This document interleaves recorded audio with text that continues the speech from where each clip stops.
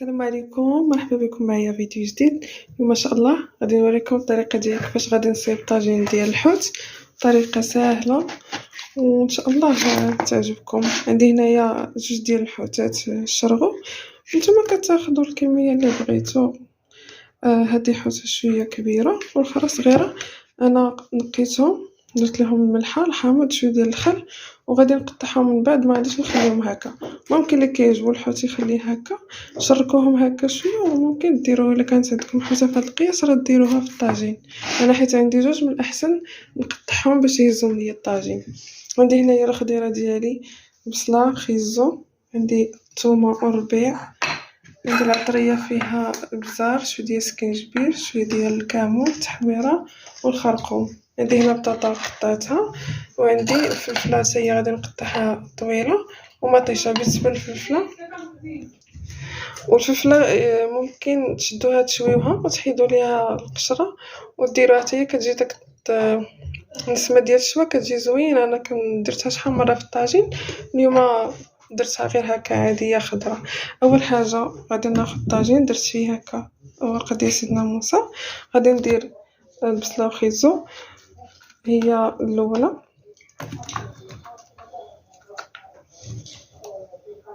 صافي. من بعد ما سترت، حيت سمحوا لي حيت كنشد التليفون بايد وكنصايب بايد وما قدرتش كندير هكا واحد رشيشه ديال الملحه باش الخضره ديالي ما طيبش ليا مسوسه.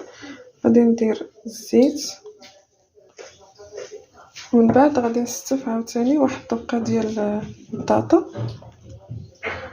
من بعد ما كملت الطبقه ديال البطاطا حتى هي غادي ندير فوقها واحد رشيشه خفيفه ديال الملحه. ما تكثروش الملحه بحسب ان الحوت هو فيه الملحه. والبطاطا ما درتهاش كامله، خليت شويه اللي غادي ندير فوق الحوت.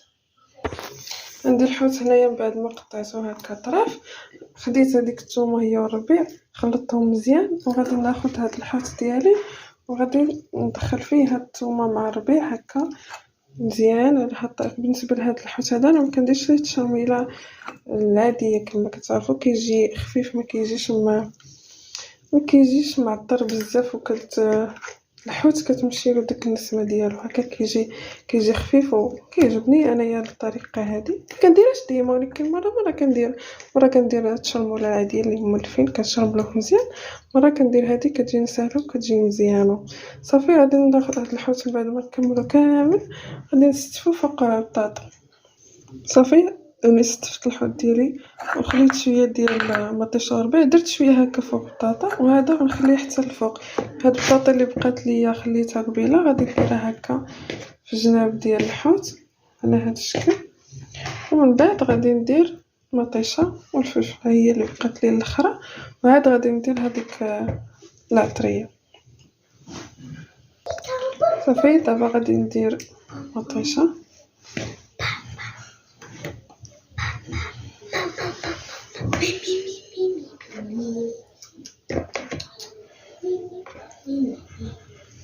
من بعد غادي ندير الفلفله حتى هي اللي قطعتها هكا طويله. بعد ندير الشوكولاته. دابا غادي ندير هكا الحامض من الفوق، واحد مزيود حار، وغادي ندير هذيك الثومه اللي بقات ليا مع الربيع من الفوق.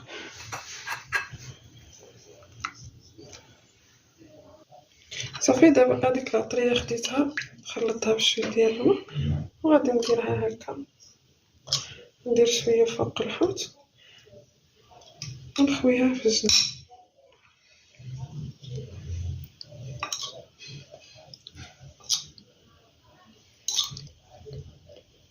بعد ما كيبقى الطاجين كيطيب، مره كنهزو ديك المريقه وكنسقيو من الفوق وكندوقها من طبيعه الحال باش الا كانت مسوسه نزيدو ليها مليحه. غادي نزيد شويه الملحه هنايا فوق هاد المطيشه والبطاطا اللي زدنا الاخر حيت ما فيهمش الملحه. وصافي دابا غادي نمرقو. ما تكثروش فيه الماء بزاف، الطاجين ديال الحوت ما كيبغيش الماء بزاف حيت الحوت كيطلق لينا الماء والخضره حتى هي كتطلق الماء. صافي الماء درت هنا ما يعمرش الكاس، هاد الكاس ديال اتاي. صافي هذا هو الطاجين ديالنا. غادي نسد عليه ونحطو فوق البوطه. في الاول تكون عافيه شويه مجهده، وملي كيبدا كيطبخ ليا الطاجين راني كنقاس ونخليه على عافيه تكون ناقصه بزاف باش يطيب على خاطرو وتجيني المرقه ديالو معلكه وزوينه. ها هو الطاجين، شفتو من بعد ما كيبدا كيتسوح راه كيطلق الماء. واخا ما كديرو ديما ديرو بحساب طاجين د الحوت راه كيطلق الماء بزاف. صافي دابا نخليه حتى يكمل الطياب ديالو على خاطر. وها هو الطاجين ديالي من بعد ما طاب كيجي على هذا الشكل. نتمنى ان شاء الله تجربوا هاد الطريقه هذه وتعجبكم. بغيت نصور لكم لكن داك البخار ما خلانيش نصور مزيان. نتمنى ان شاء الله نتلاقاو فيديو جديد وصفات جديده باذن الله تعالى. مع السلامه.